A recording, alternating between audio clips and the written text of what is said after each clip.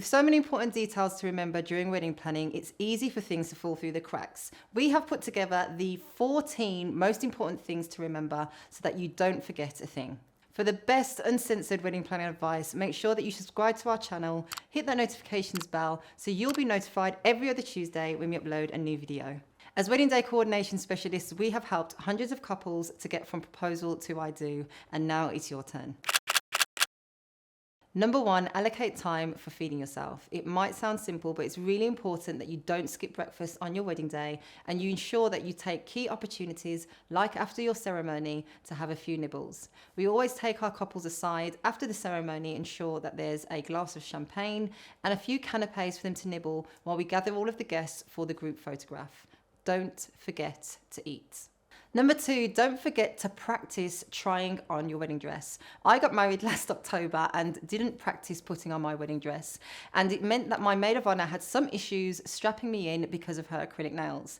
Now, these are the sorts of things you can't anticipate on the day of your wedding. So make sure, if possible, you can try on your dress or your suit as many times as possible. And if you do need assistance, make sure that the person supporting you also gets to practice. Number 3, don't forget your essential items. Now, for your wedding day, the only essential items you should be concerned with is the right shade of lipstick and some tissues for those emotional moments. You may also consider having an emergency wedding day kit within the bathrooms, which will provide your guests with things like paracetamol, deodorant, and other items that they may need throughout the duration of your wedding. Number 4, transport. You may need to consider getting transport for your guests if you have multiple locations on your wedding day. If your guests are going to need transport between different locations, we would always recommend ensuring that you let them know where they should be parking. They should park their vehicles and be collected from the same location that they will end on your wedding day. So if you are getting married in a church or an alternative space, but your wedding evening reception is taking place in a hall for hire, then they would park at the hall for hire, get transport to the church and back to the hall for hire so that they can make their own way home at the end of the evening.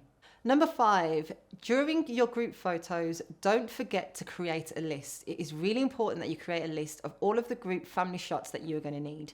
Generally, after the ceremony, we would always advise that if you're having a full wedding group shot, you do it immediately before your guests start to get distracted by shiny things.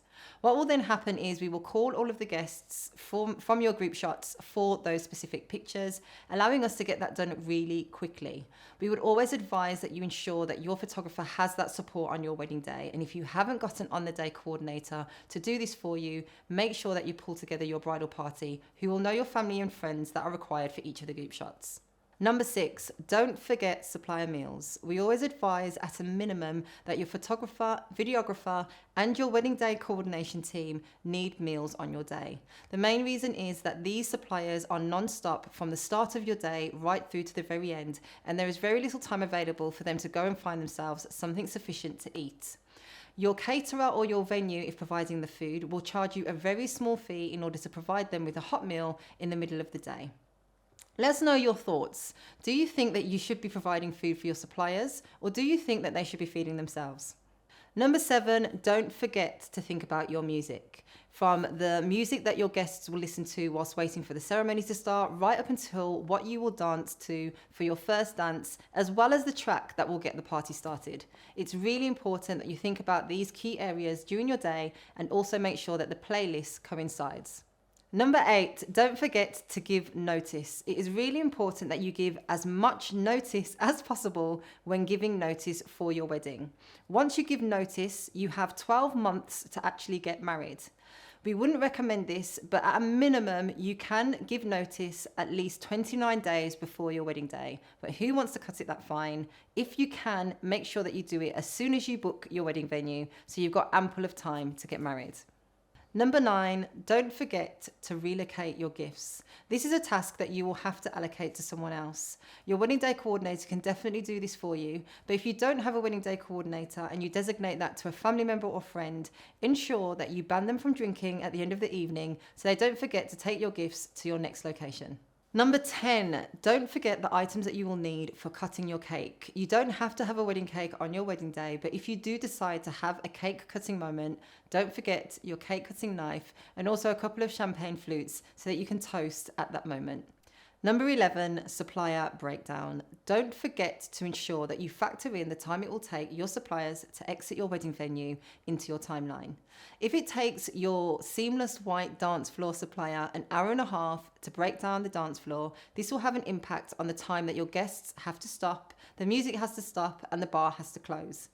Ensure that you can make sure each of your suppliers leaves on time to avoid any of those hidden penalties that might be tucked away in your contract. Number 12, supplier overtime. Each supplier will give you a contract, and in that contract, 9 times out of 10, it will tell you how many hours they will spend with you on your wedding day. If your photographer has told you that they will give you 8 hours of time for photography, you need to also factor in potential overtime. Ask your suppliers what the charge will be if you need them for additional hours on your wedding day, so you are fully aware of any additional costs that you will incur after your day. Number 13, don't forget to make sure that you are not in charge on your wedding day. It is really important that on a day that you have spent so much time planning for, you are able to sit back, relax, and watch your day unfold uninterrupted by any of the wedding day responsibilities. We would of course recommend that you get professional wedding day support and have a whole website that can give you advice and information on how you can do that. And as a final bonus tip, most importantly of all of the tips we've given you, make sure that you don't forget to have time with just you two. Your wedding day is all about you, and it's really important that you carve out those key moments so that you can have some time alone away from the crowds. If you want to join a community of wedding planning bosses just like you, head over to our Instagram page where you will get regular updates and wedding planning advice to help you navigate this sometimes tricky space. If you liked this video, hit that like button, be sure to subscribe, and also share it with friends of other wedding planning couples planning their days.